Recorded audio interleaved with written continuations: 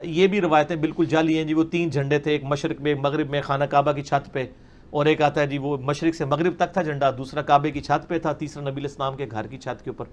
کسی دنیا کی حدیث کی کتاب میں اور دنیا کی سیرت النبی کی کتاب، آپ سیرت ابن اسحاق اٹھا لیں، ابن شام اٹھا لیں، کہیں پہ موجود نہیں ہے. یہ پتہ نہیں کہاں بیٹھ کے بناتے رہے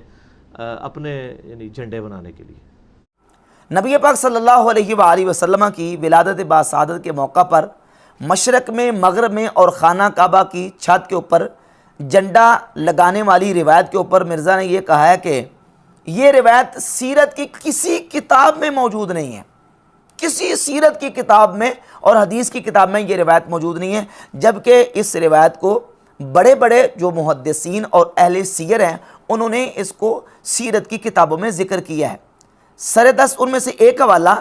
یہ امام ابو نعیم الاصفہانی کی کتاب ہے دلائل النبوہ. ایک یہ امام ابو نعیم الاصفہانی کی کتاب ہے،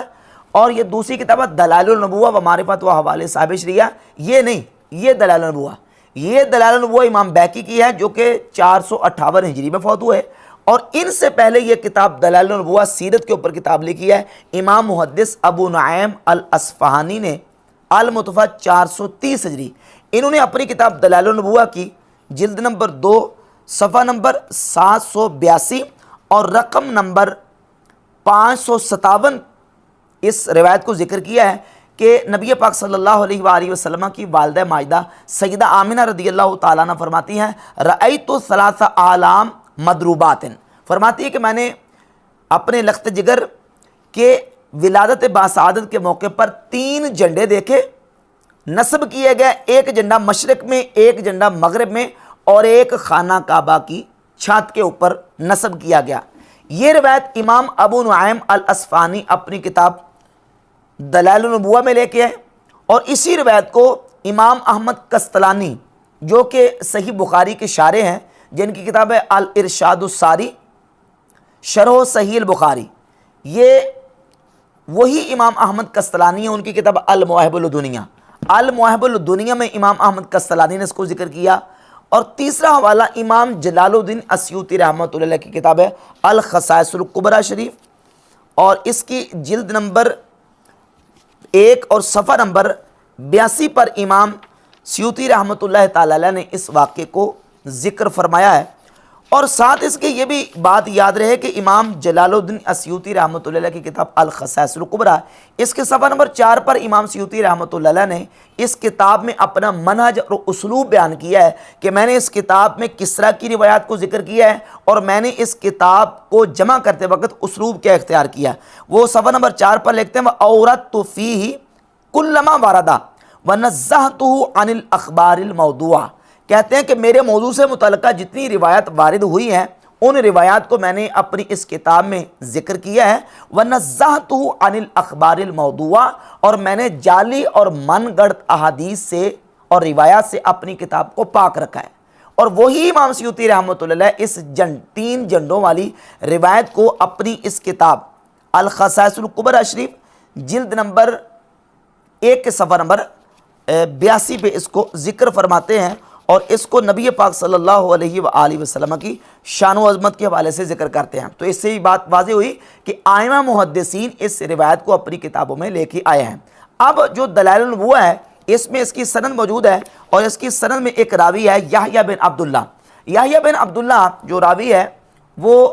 راوی ثقہ درجے کا نہیں ہے، ضعیف راوی ہے، محدثین نے اس پر جرح کی ہے. لیکن یہ بات یاد رہے کہ یہ جو روایت اور واقعہ ہے یہ نبی پاک صلی اللہ علیہ وآلہ وسلم کے فضائل و کمالات اور حضور علیہ الصلوۃ والسلام کے مناقب کے حوالے سے ہے. اور محدثین کا درجنوں کتابوں میں محدثین کے یہ اصول اور ضابطہ جو ہے وہ موجود ہے. سر 10 ان میں سے یہ کتاب ہے الاذکار، امام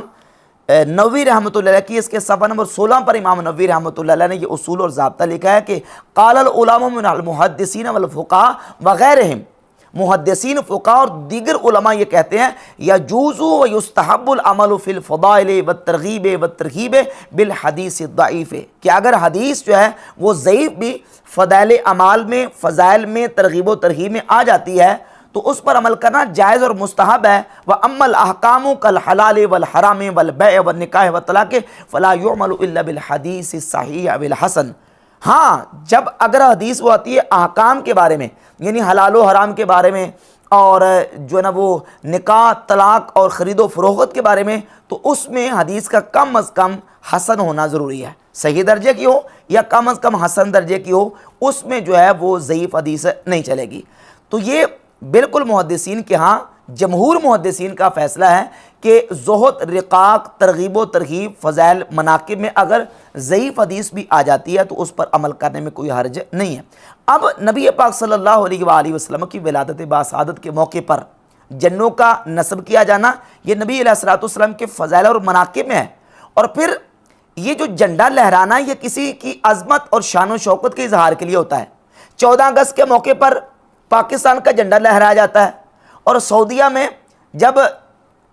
سعودی العربیہ اسٹیٹ جو ریاست قائم ہوئی ہے، سعودی جو نجدیوں نے ریاست قائم کی، وہ اس دن کو عید الوطنی کے نام سے جو ہے نا وہ اس کو انہوں نے موسوم کیا ہوا ہے۔ عید الوطنی کے موقع پر سعودی عرب کا جھنڈا لہراتے ہیں، اور باقاعدہ جھنڈے نہ صرف لہراتے اور اویزاں کرتے بلکہ وہ جھنڈے پہنتے ہیں، اور وہ جھنڈے جس کے اوپر کلمہ شریف لکھا ہوا ہے لا الہ الا اللہ محمد الرسول اللہ صلی اللہ علیہ وآلہ وسلم، اس جھنڈے لہرانے پر اور ان جھنڈوں کے اویزاں کرنے پر کوئی اعتراض نہیں ہے۔ پاکستان میں 14 اگست کے موقع پر جھنڈا لہرایا جائے، کوئی اعتراض نہیں۔ تو نبی پاک صلی اللہ علیہ وآلہ وسلم کی ولادت باسعادت کے موقع پر اہل ایمان اور اہل محبت اپنے آقا مولا صلی اللہ علیہ وآلہ وسلم کی ذات اقدس کی ولادت کی خوشی میں حضور کی عظمت کے اظہار کی خاطر جھنڈا لہرائیں، تو اس پر بدعت کا فتویٰ کیوں داغا جاتا ہے، جبکہ اس کا ذکر بھی سیرت اور فضائل کی کتابوں میں موجود ہے؟ اگرچہ وہ ہم تک جو روایت اور واقعہ پہنچا ہے، وہ روایت اور واقعہ وہ اس درجے کا صحیح نہیں ہے۔ اب دیکھیں یہاں جو کہا جاتا ہے کہ حدیث ضعیف ہے، ضعیف کا مطلب یہ ہے کہ اس کا ذریعہ کمزور ہے، یعنی ہم تک پہنچنے کا جو ذریعہ ہے وہ ذریعہ مضبوط نہیں ہے، کمزور ہے۔ اگرچہ کمزور ذریعے سے ہم تک وہ روایت اور واقعہ پہنچا ہے، لیکن وہ واقعہ ہے کس درجے کا، اور وہ واقعہ جو ہے کس موضوع سے متعلقہ، فضائل سے متعلقہ ہے، مناقب سے متعلقہ ہے، نبی پاک علیہ الصلوۃ والسلام کے جو عظمت و کمال اور حضور علیہ الصلوۃ والسلام کے فضائل و مناقب کے حوالے سے ہے۔ لہٰذا حضور علیہ الصلوۃ والسلام کی شان و عظمت کے لیے اس واقعے سے استناد کرتے ہوئے سرکار کے فضائل اور عظمت کے اظہار کے لیے جھنڈا لہرانا ہے، اس کو بدعت قرار دینا اور کہنا کہ سرے سے اس کا کہیں وجود ہی نہیں ہے، یہ بالکل تحکم اور سینہ زوری ہے۔